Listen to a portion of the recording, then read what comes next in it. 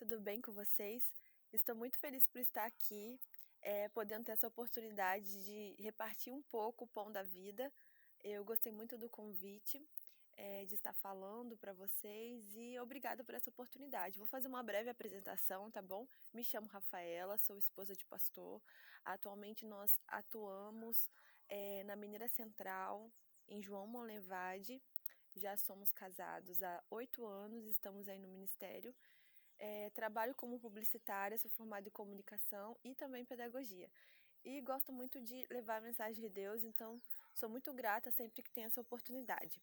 Antes de nós abrirmos a palavra de Deus, eu queria convidá-los da maneira que estamos para fecharmos nossos olhos e falarmos com Deus. Querido Pai, estás no céu, neste momento iremos abrir a Tua palavra, que Teu Santo Espírito possa estar nos abençoando, estar nos usando, que a nossa mente possa estar aberta para ouvir as Tuas vontades e o Teu querer para as nossas vidas. É o que nós pedimos em nome de Jesus. Amém. Fiquei pensando o que poderia trazer aqui para vocês.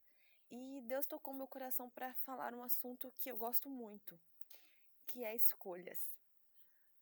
Nós somos cercados por elas todos os dias quando nós acordamos. Nós temos que escolher o que vestir, o que calçar, o que comer. E quando eu penso nas escolhas, eu não tenho como não pensar no sacrifício de Jesus. O que tem a ver? Foi o sacrifício de Jesus que nos deu esse direito de escolha. Hoje nós podemos escolher se queremos a morte ou a vida. O livre-arbítrio que Deus nos concedeu quando nos criou foi nos tirado a partir do momento em que os nossos primeiros pais pecaram. Ali, a nossa condenação era a morte. Nós não tínhamos outra alternativa. Foi então que Deus enviou o seu único filho para nos salvar. Que maravilhosa esperança nasceu novamente. E esperança é algo que nós precisamos nesses dias. Em meio a esse caos que o mundo está doente, o mundo está morrendo, o mundo está numa UTI.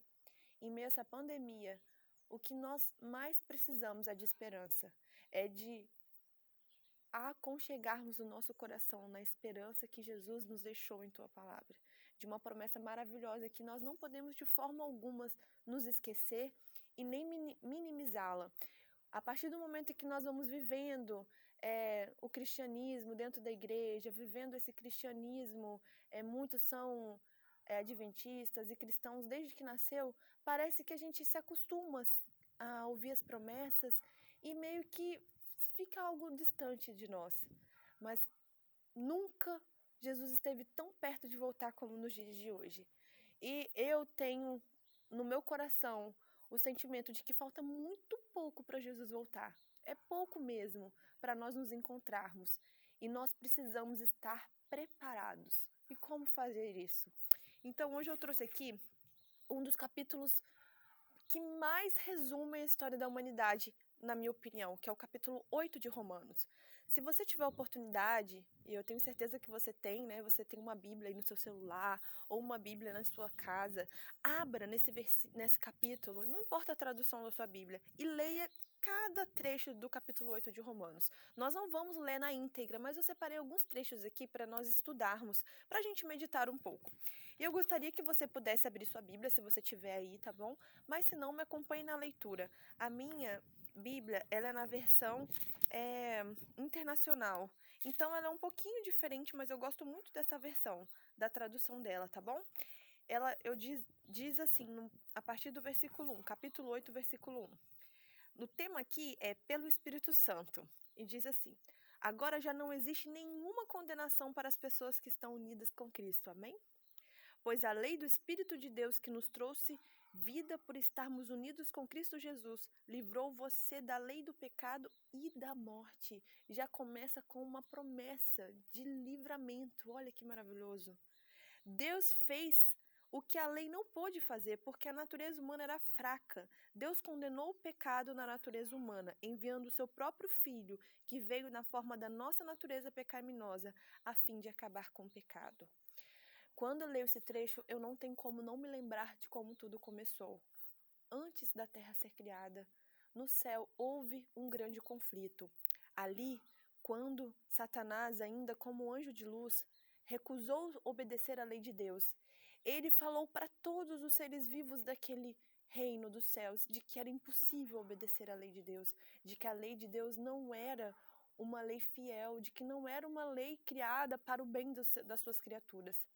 Mas quando Jesus veio a este mundo, depois do pecado de Adão e Eva, ele veio para provar de que é possível sim nós cumprirmos a lei de Deus, de que a lei de Deus, ela é amor e ela existe para nos manter seguros, para que nós, como seus filhos, possamos estar cada dia mais santificados. E quando Jesus veio a este mundo, aqui Paulo nos fala que Jesus veio para provar que é possível cumprir a lei de Deus. Se Jesus não tivesse conseguido, ele não teria podido morrer por cada um de nós. E continuando a leitura, no versículo 5 nós lemos: porque as pessoas que vivem de acordo com a natureza humana têm a sua mente controlada por essa mesma natureza. Mas as que vivem de acordo com o Espírito de Deus têm a sua mente controlada pelo Espírito. As pessoas que têm a mente controlada pela natureza humana acabarão morrendo espiritualmente. Olha que triste isso. Mas as que têm a mente controlada pelo Espírito de Deus terão a vida eterna e a paz. Que promessa maravilhosa. Mas como é difícil deixar o Espírito Santo de Deus controlar nossa mente. Quando nós lemos Mateus capítulo 4, o versículo 1 diz que Jesus foi guiado pelo Espírito ao deserto para ser tentado ao diabo. Jesus era continuamente guiado pelo Espírito Santo de Deus. E a pergunta que eu faço hoje para mim e para você: quem tem guiado a sua vida? Que espírito tem conduzido a sua vida? Será que neste momento de caos, esse momento de falta de esperança, esse momento de desespero da humanidade, ao invés de estarmos nos voltando para Deus, estamos nos afastando dele? Estamos buscando outras distrações, outras coisas para ocupar o nosso tempo? Se existe um momento em que nós temos que estar mais ligados à videira, este momento é agora. E eu continuo a leitura. No versículo 18, diz assim: eu penso o que sofremos durante a nossa vida não pode ser comparado de modo nenhum com a glória que nos será revelado no futuro. Olha que maravilhoso isso. A gente para pensar. Existe uma ilustração que eu gosto sempre de fazer. Eu vou te convidar a imaginar a ilustração, porque não tem como nós fazermos aqui, né? Ao vivo. Imagine uma corda enorme que não tem fim. E nessa corda, no começo da corda, o pedaço da corda, esse pedaço aqui, uns 15 centímetros da corda, está com uma cor diferente. Esses 15 centímetros dessa corda infinita, uma corda que você não vê o fim, representa a nossa vida aqui nessa terra, os anos que nós passamos aqui. Por que nós nos preocupamos tanto com esse pedaço tão pequeno dessa corda e nos esquecemos de todo o resto? Porque a gente vive em prol de 70, 80, 90 anos, né? Para quem vive muito, são poucos os que chegam aos centenários. E nós nos esquecemos da eternidade. O que são 100 anos comparados à eternidade? Irmãos, não são nada. Nós temos que parar de nos preocuparmos com essa vida, vivermos essa vida em prol da eternidade. O que isso significa? Viver pelo Espírito. Se nós quisermos ter sucesso aqui, nós temos que viver pelo Espírito. Nós temos que renegar as nossas vontades. Não é fácil, nós somos seres humanos. A nossa vontade é pelo pecado. Nós temos vontade de comer o que nós não devemos, de não fazer exercício, de dormirmos além do que deveríamos, de não sermos pessoas ativas e principalmente de não pregarmos a palavra de Deus. Quando nós deixamos de viver a vida como Deus quer, o inimigo coloca em nossa mente que nós não estamos aptos para pregar a mensagem. Isso é uma grande mentira. Nós não vamos conseguir ser perfeitos aqui nessa terra. A diferença é nós estarmos continuamente tentando, almejando. Quando nós olhamos para a Bíblia, nós vemos que Davi foi considerado um homem segundo o coração de Deus. E olha a história de Davi. Quem era Davi? Quem foi Davi? Um assassino, um adúltero, um mentiroso? Mas por que ele era considerado um homem segundo o coração de Deus? Porque Davi se rendia verdadeiramente aos pés do Senhor. Se hoje você vive uma vida de pecado, se hoje você sabe que está acariciando um pecado consciente, se entregue a Jesus verdadeiramente. Não tente sair dessa vida sozinho. Jesus, hora nenhuma, fala: olha, meu filho, largue primeiro isso, deixe primeiro aquilo para você se entregar a mim. Não. Ele fala: venha da maneira que você está, que eu vou te ajudar a se livrar do pecado. Nós não temos força contra o pecado, mas ele tem, porque ele veio a este mundo, morreu, e através da cruz, ele nos remiu, ele nos redimiu, e hoje nós somos filhos de Jesus, porque ele nos salvou, ele nos recuperou do pecado. E eu vou continuar lendo. No versículo 20 diz: pois o universo se tornou inútil, não pela própria vontade, mas porque Deus quis que fosse assim. Porém, existe uma esperança. Olha a esperança que existe. Um dia o próprio universo ficará livre do poder destruidor que o mantém escravo e tomará parte da gloriosa liberdade dos filhos de Deus. A eternidade que está guardada para cada um de nós é uma promessa que está próxima, não é algo distante, é algo que está acontecendo. Nós estamos vendo, precisamos acreditar e nos preparar. No versículo 26, assim também o Espírito de Deus vem nos ajudar na nossa fraqueza, pois não sabemos como devemos orar. Mas o Espírito de Deus, com gemidos que não podem ser explicados por palavras, pede a Deus em nosso favor. Nós não sabemos orar, mas o Espírito Santo está aqui para nos ajudar. Nós precisamos ir de forma sincera até os pés do nosso Senhor. No versículo 28, existe uma promessa muito conhecida. Está aqui no capítulo de Romanos, capítulo 8, diz: pois sabemos que todas as coisas trabalham juntas para o bem daqueles que amam a Deus, daqueles a quem Ele chamou de acordo com o seu plano. Que maravilhoso! Nós não estamos aptos a coisas ruins acontecerem em nossa vida, mas quando a nossa vida está entregue nas mãos de Deus, nós temos que confiar que tudo tem um propósito para salvação. Às vezes a gente olha pessoas que a vida é colocada um fim tão novo e aquela pessoa viveu no caminho do Senhor. Mas sabe, Deus não se importa com essa vida, Deus está preocupado com a nossa vida eterna. Se a gente estiver com a nossa vida entregue nas mãos do Senhor, Ele vai fazer de tudo para que possamos ter a nossa vida eterna salva. E não essa vida aqui. O que nós poderemos ganhar vivendo aqui mais 10 anos, 15 anos?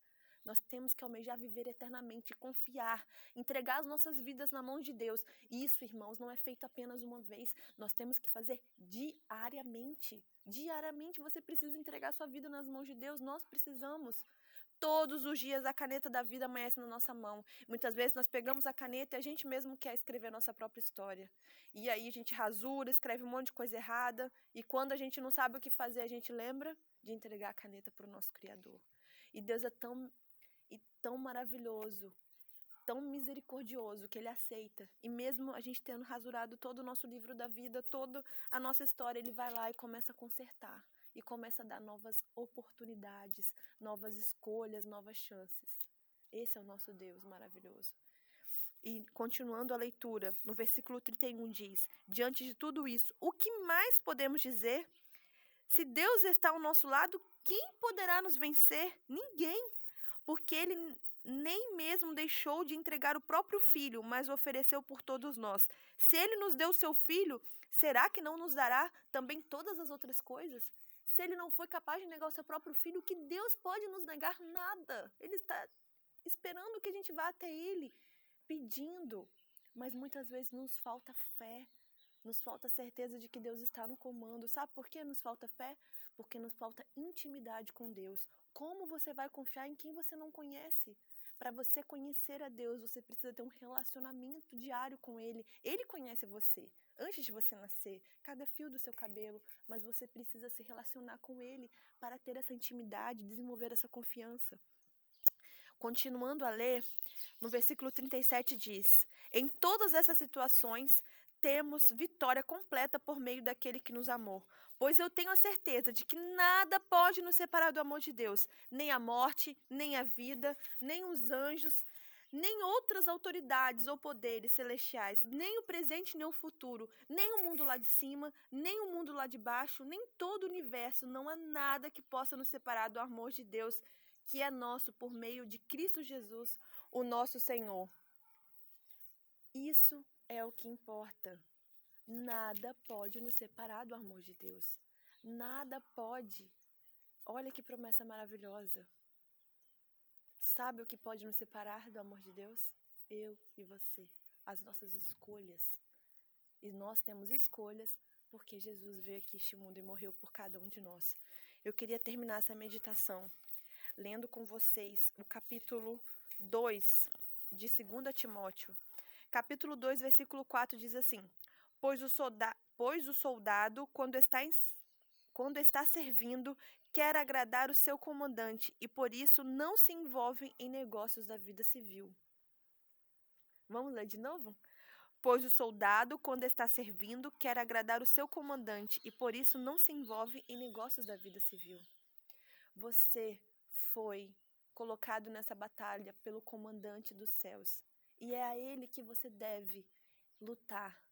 Sabe, talvez você possa olhar ao lado, olhar à sua volta, pensar em soldados que já estiveram nessa batalha, mas hoje estão feridos, hoje desistiram de lutar. Mas nós temos que ir até esses soldados e lembrá-los de que essa guerra já foi vencida na cruz do Calvário. Nós não estamos lutando numa guerra onde nós não conhecemos quem será o vencedor. Cristo já é o vencedor. Nós estamos nessa batalha por um tempo marcado, cronometrado, e ela já está se encerrando. Isso já está chegando ao fim. Você está ferido, cansado, com sede. Jesus não te prometeu que você não teria aflição, mas ele prometeu: tem de bom ânimo, porque eu venci o mundo. Mesmo se você estiver no vale da sombra da morte, eu estarei ali com você. Confia, entrega e espere que Deus irá realizar o melhor na sua vida. Eu queria terminar com uma oração. E eu quero que essa esperança nasça de novo no seu coração, a certeza da breve volta de Jesus. Se prepare, esteja intimamente ligado a Cristo, para que você possa reconhecer o tempo em que vivemos. Vamos orar. Senhor, meu Deus, neste momento, Senhor, que o Senhor possa estar com cada pessoa que está assistindo esta mensagem. Eu não conheço, mas o Senhor conhece, o Senhor sabe de cada uma. O Senhor está na vida de cada uma, que o Senhor possa abrir nossos olhos espirituais para que possamos ver a Tua presença, sentir a Tua presença e que possamos, ó Pai, ter a vontade de estar aos Teus pés. Não permita que o inimigo coloque coisas que venham atrapalhar a nossa relação contigo, mas que, mesmo que venham acontecer, nós possamos ter força, Senhor, através do Teu Santo Espírito, para estarmos ligados a Ti. Que possamos reconhecer o momento em que vivemos e que possamos, mais do que nunca, buscar a Ti, para que um dia possamos estar todas reunidas em família na eternidade, para a honra e glória do Teu santo nome. Te pedimos essas coisas, não porque merecemos, mas em nome de Jesus. Amém. Que Deus abençoe cada uma de vocês. Pode desligar, cara.